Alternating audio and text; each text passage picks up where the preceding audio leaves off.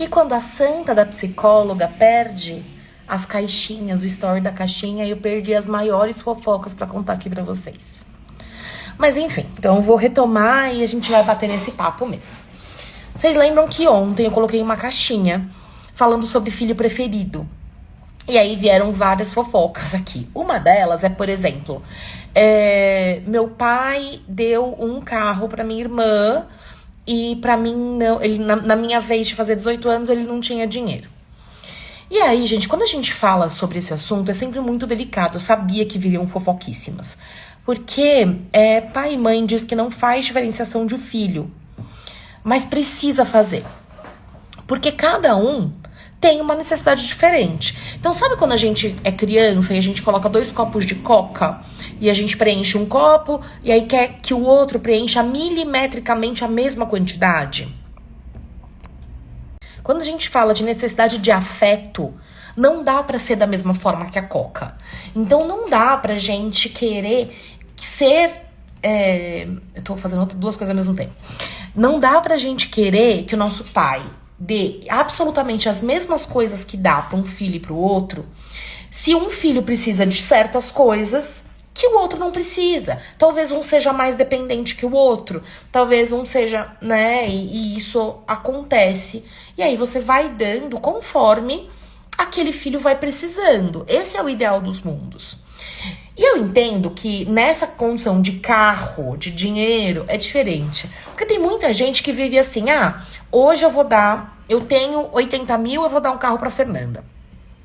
Ano que vem, pra dar pra irmã dela, o dinheiro vem de algum jeito, não preciso me programar. Vai acontecer, vai dar um jeito e o dinheiro não vem, né? E aí o pai acabou dando o carro pra primeira filha e pra segunda filha não tinha dinheiro. Então, isso é um lugar de afeto? Pode ser um lugar de afeto, mas também pode ser simplesmente uma grande dificuldade de se organizar financeiramente. Então, assim, se eu tenho 80 mil agora, eu vou segurar 40 mil, se a Fernanda quiser um carro de 40 mil, não existe, né, a gente sabe. Vou dar 40 mil, a Fernanda se vira com o resto pra dar pro carro dela, porque ano que vem tem o carro da irmã dela, e eu vou dar esses 40 mil pra irmã dela. Se ano que vem eu tiver mais 80 mil, eu vou dar mais 40 mil pra filha anterior e 40 pra essa e tudo certo. Então, entende? Mas também tem uma falta de organização dos pais, porque os pais não são perfeitos. Os pais não são nossos heróis, apesar da gente querer que eles sejam. A gente quer que os pais sejam extremamente maduros e eles são só pessoas. E tinham também fofocas do tipo, meu pai liga pra minha irmã todos os dias e pra mim um áudio de 5 segundos a cada uma semana, sendo que eu moro longe.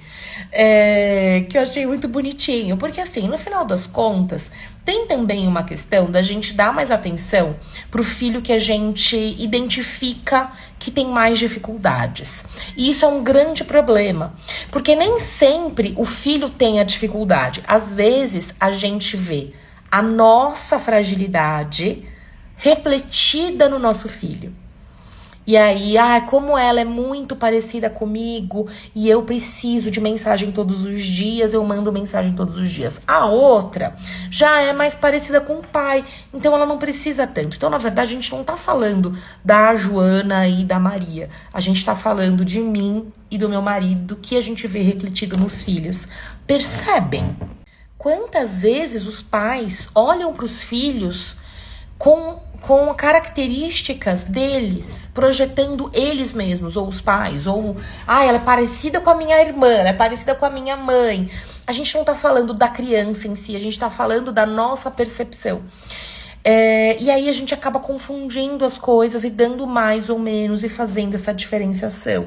Então teve um que eu não lembro qual foi, mas foi uma coisa mais ou menos assim. Meu pai, a mim, ele protege como se eu fosse um bibelô, e ao meu irmão, ele pode fazer tudo, ele pode sair, ele pode, né? Meu irmão pode chegar às 5 horas na balada, eu nem sair de casa posso. Por quê? Porque muitas vezes a mãe vê naquela criança uma dificuldade, uma fragilidade que é dela. Ou até, esse aqui é mais meu parceiro, meu companheiro, então eu prendo mais. Eu sei, eu deveria ter entregado fofocas e não entreguei.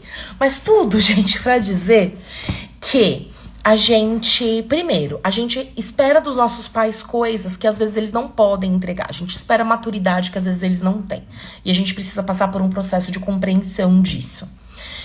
E como pais, a gente também precisa passar por um processo de análise para entender se a gente não tá colocando nas crianças expectativas que são nossas da gente com a gente mesmo. Ou expectativas de ele precisa ser mais, ele precisa fazer mais, ele pode mais. Então, como eu não pude, ele precisa fazer. Ou até frustrações do tipo, ai, como eu sou um perdedor, meu filho também vai ser, filho, você não vai conseguir, você nem sabe, você não conseguiu, mas você não sabe se ele não vai conseguir. Então, tudo isso precisa ser olhado com cautela e com individualização. Então, a terapia consegue e pode proporcionar isso pra você. E é só você pensar, se eu, nesses poucos stories, sem entregar fofoca e sem individualizar, já aluguei um triplex na sua cabeça, imagina o que a gente faz em sessão. Procura a gente.